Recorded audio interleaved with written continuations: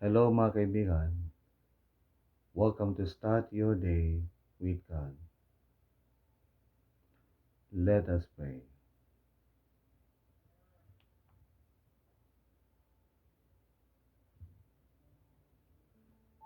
Our Father in heaven, we give thanks to you this morning for our breath, strength, and good health. Thank you for all the blessings we receive from you. Indeed, you are faithful in our lives. Thank you for your goodness. You are good all the time. And today as I speak for you, Lord, empower me through the Holy Spirit. Speak to the people through me. Be with me as I serve you through this platform. Touch the hearts and minds of the hearers. I pray with thanksgiving in the name of Jesus. Amen.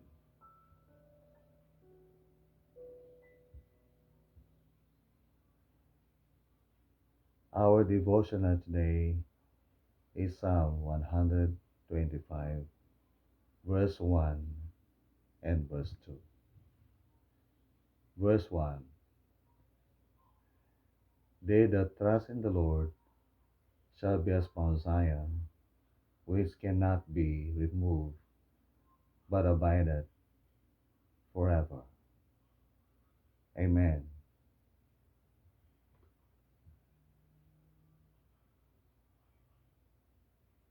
Magandang Balita Biblia, Tagalog. Silang nagtitiwala sa Panginoon ay parang bundok ng Sion na hindi maaaring makilos, kundi nananatili magpakailanman. Amen. Ilocano Bible. Dagiti agtalek iti Apo, arig da iti bantay Sion, asaan na magunggon, nudiket, mataginayon. Oh, I like this word. Sana magunggon. Sa wikang Pilipino, ang ginamit ay maganda rin. Hindi maaring makilos. Sa English ay magandang maganda. Cannot be removed. Cannot be removed. Kung ito po ay bundok Sion, cannot be removed. Steady po siya. Stable. Secure. Hindi siya maaring makilos. Hindi ito natitinag. Sorry. Hindi ito natitinag. Kapag ito po ay natitinag, ganyan po, can be shaken. But Mount Zion cannot be removed. Hindi maaring makilos. Is solidly founded. It is secure. Amen. Those who trust in the Lord are like Mount Zion. Ang mga taong nagtitiwala sa Panginoon ay gaya ng bundok ng Sion. Bakit? Because they have rock-like stability in their lives. Rock-like stability. Kapag sinabing rock, bato. Ang kanilang katatagan ay parang bato, malaki na hindi maaring makilos. Hindi ito natitinag. Amen. My friends, your character will not be shaken. Your character cannot be moved like Mount Zion if you trust in the Lord. Kapag tayo nagtitiwala sa Panginoong Diyos, ang ating character, ang ating loob cannot be removed, cannot be shaken. Hindi ito maaring gumuho, hindi ito guguho sapagkat kasama natin ang Panginoong Diyos at hindi niya hahayaang tayo'y gumuho. Sa wikang Ilocano, I'd like to use the term margaay. Sa Antetopulos margaay, no ti Dios, ni Jehovah iti pagtalkan tayo. Tinakam tayo kay Santo Pulos margaay, no ti Dios ket isu ti pagtalkan tayo. Amen. Verse 2. As the mountains are round about Jerusalem, so the Lord is round about his people from henceforth, even forever. At kung paanong ang mga bundok na nangasa palibot ng Jerusalem, gayon ang Panginoon sa palibot ng kanyang bayan, mula sa panahong ito asa magpakailanman. Ang maganda rito mga kaibigan ay, ang bundok Sion ay napalilibutan ng mga bundok. Ang bundok Sion ay nasa gitna at sa kanyang palibot ay mga bundok. Kaya safe and secure ang Mount Zion. That is why Mount Zion is a place of refuge. Dito nagtatago ang mga tao para safe sila mula sa mga kaaway. So what does this mean? Mount Zion is surrounded by mountains. It means that the arms of God surround the people that trust in Him. Ang mga kamay ng Diyos ay pumapalibot sa mga taong nagtitiwala sa Kanya. Wow! Ang mga kamay ng Diyos, God's mighty hands, are surrounding us. Tayo po ay napalilibutan ng mga makapangyarihang kamay ng Diyos. At kung ang Diyos po mga kaibigan, ang siyang pumapalibot sa atin, kailanman ay hindi magtatagumpay ang kaaway laban sa atin. We should always be secure and safe to the mighty hands of God. Kung tayo po'y magtitiwala sa ating Panginoong Diyos. Now, how do we trust in the Lord? We trust in the Lord through prayer, di ba? When we pray in the morning, seek God's first, or seek God first, seek God's kingdom first in the morning. Seek God's presence first in the morning. That's how we show that we trust in the Lord. When we read His Word and meditate on His Word. Kapag tayo po ay nagbulay-bulay sa mga salita ng Diyos, yan po ay pagpapakita ng pagtitiwala natin sa Panginoon Diyos. When we pray, Lord, I rely on you. Wala akong magagawa, Panginoong Diyos, kung hindi mo ako tutulungan. Yan po mga kaibigan ang pagpapakita natin ng pagtitiwala natin sa Diyos. Na wala tayong magagawa kung hindi natin kasama ang Diyos. So, aking kaibigan, magtiwala ka sa Panginoong Diyos. Huwag kang magtiwala sa iyong sariling katalinuhan. Huwag kang magtiwala sa iyong sariling karunungan. Ano pa? Huwag kang magtiwala sa iyong kakayahan, kayamanan, at anumang meron sa iyo. Huwag kang magtiwala sa iyong posisyon, kapangyarihan, sapagkat ang lahat ng ito ay guguho, mawawala. Pero kapag nasa atin ang presensya ng Panginoon Diyos, ang blessings ng Panginoon Diyos, kailanman mga kaibigan, ay hindi tayo guguho.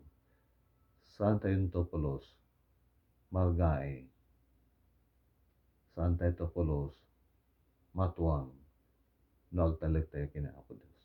Because God's presence will be with us. God's mighty hands will protect us. God's mighty hands will uphold us too. God's mighty hands will surround us. So aking kaibigan, magtiwala ka sa Diyos araw-araw. Magtiwala ka sa Panginoon. When I was stroke in 2018, mas lalo akong nagtiwala sa Panginoon Diyos. Kaya hanggang ngayon ay malakas ako, malusog, masigla, at may loob na magpapatuloy sapagkat alam kong God's mighty hands are surrounding me. God's presence is with me. And I believe na ako'y magtatagumpay sa buhay kahit maraming problema dumarating po ang pag-atake ng depression araw-araw. Alam ko na kung paano laban ng depression. I fight with depression through prayer and praise and by trusting in the Lord. Amen at amen. Praise the Lord. Let us pray.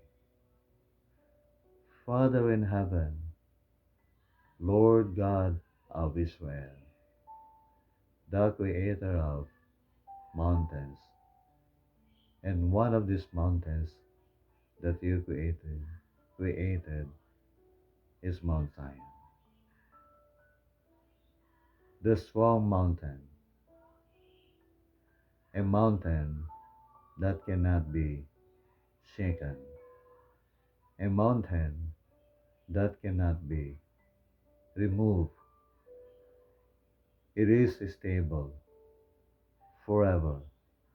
Lord, your word is clear, and your word gave us encouragement today. Maraming salamat, Panginoon Diyos. Sapat na, Panginoon Diyos, na aming malaman ng lahat ng managtitiwala sa iyo ay parang bundok na hindi natitinag, hindi ito guguho. Saan dito nga margae, santo pulos nga matuwang, santo pulos nga maiyakat. Kastamat Ama, o Diyos iti, rikna pamati, ken kasasati may sa Kristiyano, nga daan panagtalikan ka. Dahito nga Kristiyano ka santo pulos, margae, santo pulos, matuwang, santo pulos, maiyakar, forever. Ken santo pulos agbalegi, iti kabusol ken kuanon. Santo pulos agbalegi, dagiti problema ti biag, dagiti pakarikutan, dagiti saksakit, pakariribukan, dagiti anyaman nga parikot, ti daytoy abiyag, ket santo pulos agbalegi, kada kami, agsipod ta agtalik kanyami, agtalik kami ken ka Apo. Adda ka nga mga lawlaw kanyami, kami po ay napalilibutan ng iyong mga kamay. Maraming salamat po, Ama. Bless all the viewers today. These parents, workers, any kind of worker, these students, government workers, church workers, na siyang sentro ng paglaban ng kaaway. Dahil kapag nasira ng kaaway ang mga religious workers, magiging mahina ang iglesia. At dahil mahina ang mga lingkod mo, madaling makapasok ang kaaway para sirain ang iyong gawain, Ama. So today, O God, we trust in you. We rely on you, Father, para kami maging matatag, malakas, at ligtas mula sa kaaway. Salamat po, Ama. Salamat po, Panginoon Diyos. Kung merong viewer ngayon na may pinagdadaanan at ang kanyang pinagdadaanan ang siyang nagpapahina ng kanyang loob, ng kanyang damdamin, ng kanyang pananalig sa iyo. O Diyos ko, aking hinihiling sa iyo na iyong palakasin ang kanyang loob at tulungan mo siya upang hindi siya manghina, para hindi siya mag-give up, mag-quit, kundi patuloy na harapin ang kanyang mga problema. Sapagkat ang taong ito, Panginoon Diyos, na nagtitiwala sa iyo ay parang malaking bato na matatag. Hindi kailanman guguho, hindi kailanman matitinag, dahil ang presensya mo ay nasa Kanya. At ikaw, Panginoon Diyos, ay nakapalibot sa Kanya. I pray for the sick, wherever they are, Lord, sa ospital man, sa loob ng bahay, at kahit saan.